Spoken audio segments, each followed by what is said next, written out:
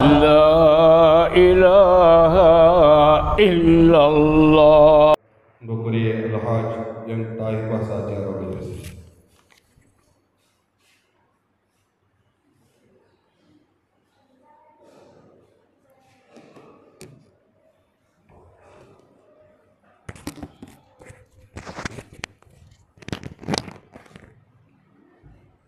A'udzubillahi minasyaitonirrajim. Bismillahirrahmanirrahim. Rabbi israh li sadri wa yassir li amri wahlul 'uqdatam min lisani yafqahu qawli. ஸதகல்லாஹுல் அலீம்.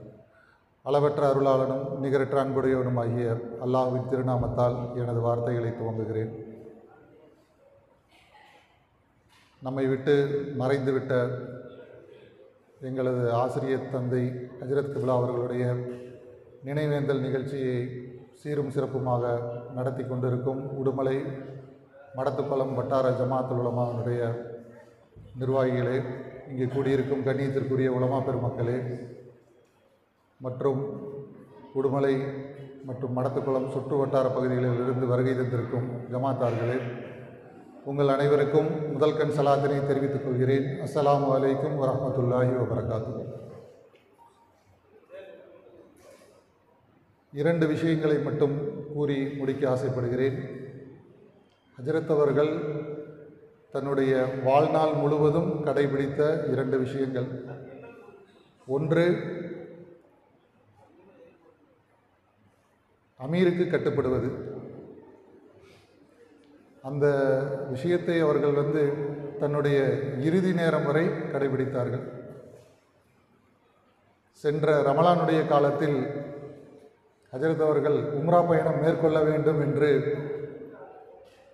முடிவு செய்யப்பட்டு இங்கிருந்து கிளம்புவதற்கு முன் ஹஜ்ரத் அவர்களை சந்தித்து சொன்னேன், ஹஜ்ரத், இந்த ரமலானுடைய காலத்தில் உம்ரா பயணத்தை தவிர்ப்பது நல்லது. ஏனென்று சொன்னால், ரமலானுடைய காலம் என்பது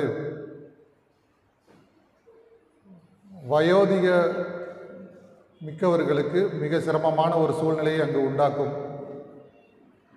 கடுமையான கூட்டம், தூக்கமின்மை, ரமலானுடைய காலத்தில் நோன்பு நோற்பது, இதெல்லாம் உடல் சோர்வை ஏற்படுத்தும்.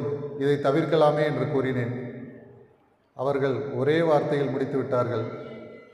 மாநில ஜமாத்துல் உலமாவுடைய தலைவர் முடிவெடுத்து விட்டார், இதில் கருத்து சொல்லுவதற்கு எதுவும் இல்லைப்பா, போய்த்தான் ஆகணும் அப்படின்ட்டாங்க. அது ஹஜ்ரத் அவங்களுக்கு இந்த ஒரு 2-3 வருட காலமாக ஒரு குறைந்த தூரம் நடந்தாலே அவங்களுக்கு ஒரு மூச்சு வாங்கும். அப்போ அதையெல்லாம் கருத்தில் கொண்டு, நீங்கள் இந்த ரூமுக்கெல்லாம் ரொம்ப தூரம் இருக்கும், நடக்க முடியாது, இதை தவிர்த்துருங்க அப்படின்னு சொன்னப்போ, இல்லை மாநில ஜமாத்துல் உலமாவிலிருந்து முடிவு செஞ்சுட்டாங்க, அதனால் அதை கட்டாயமாக நான் கட்டுப்பட்டு தான் ஆகணும்னு சொல்லி முடிச்சுட்டாங்க. அதே மாதிரி எந்த விஷயத்தை சொல்கிறாங்களோ அதை அவங்களுடைய வாழ்க்கையில் அதை அப்படியே செய்வாங்க. செய்யாத எந்த விஷயத்தையும் மக்களுக்கு அவங்க சொன்னதாகவே கிடையாது. உதாரணமாக சொல்லணும்னு சொன்னால், அவங்களுடைய காலத்தில் எந்த தேவைக்காகவும் அல்லாஹ் அவங்க மக்கள்கிட்ட போய், எனக்கு இந்த தேவை இருக்குது, இதை கொடுங்க, எனக்கு செஞ்சு கொடுங்க அப்படின்னு சொல்லி அல்லாஹ் அவங்களுடைய இறுதி காலம் வரைக்கும் கேட்கக்கூடிய நிலைமை அல்லாஹ் அவங்களுக்கு வைக்கலை.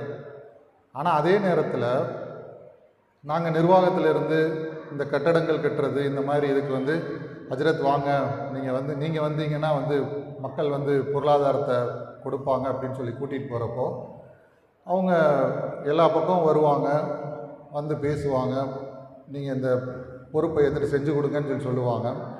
இப்படி சொன்னவங்க அதோடு மட்டும் நிற்கலை. நம்ம இந்த பக்கத்தில் இந்த தீனுல் இஸ்லாம் மதரசா பகுதியில் ஒரு சமுதாய நலக்கூடம் கட்டிகிட்ருக்குறோம்.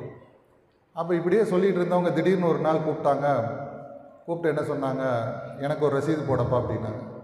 என்னங்க சிஸ்டர் அப்படின்னு சொல்லி கேட்குறப்போ, இல்லை, இந்த ஒரு பணம் ஒன்று என்கிட்ட இருக்குது, இதை நான் கொடுக்கணுன்னு பிரியம், அதனால் நீ ரசீது போடு அப்படின்னாங்க. நீங்களே ரசீது போடுங்க அப்படின்னு சொல்கிறப்போ அஜித் அந்த ரசீதை போட்டுட்டாங்க. அவங்க ஒரு கணிசமான தொகையை இந்த கட்டடத்துக்காக கொடுத்தாங்க.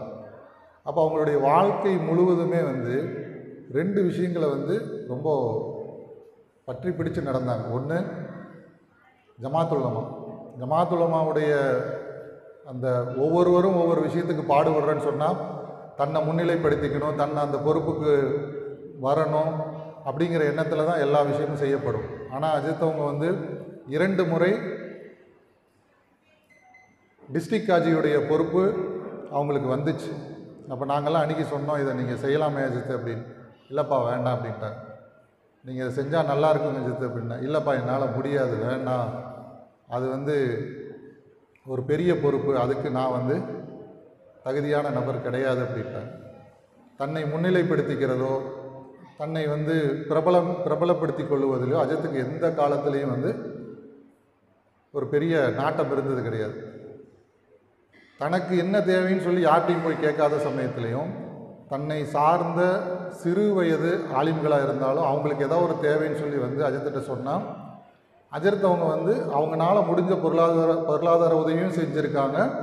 யார்கிட்ட போய் இவங்களுக்கு சொன்னால் இவங்களுடைய பிரச்சனைகள் வந்து தீருமோ அவங்கக்கிட்ட அழைச்சிட்டு போய் சொல்லி அவங்களுடைய பொருளாதார தேவையும் அஜித் நிவர்த்தி செஞ்சு கொடுத்துருக்காங்க. அஜித் வந்து உலமாக்களுக்கு எப்படி ஒரு முன்மாதிரியோ அதே போல் இந்த ஊர் மக்கள், இந்த வட்டார பகுதி மக்கள் அனைவருக்கும் மிகப்பெரிய ஒரு முன்மாதிரியாக வாழ்ந்துவிட்டு சென்றுள்ளார்கள்.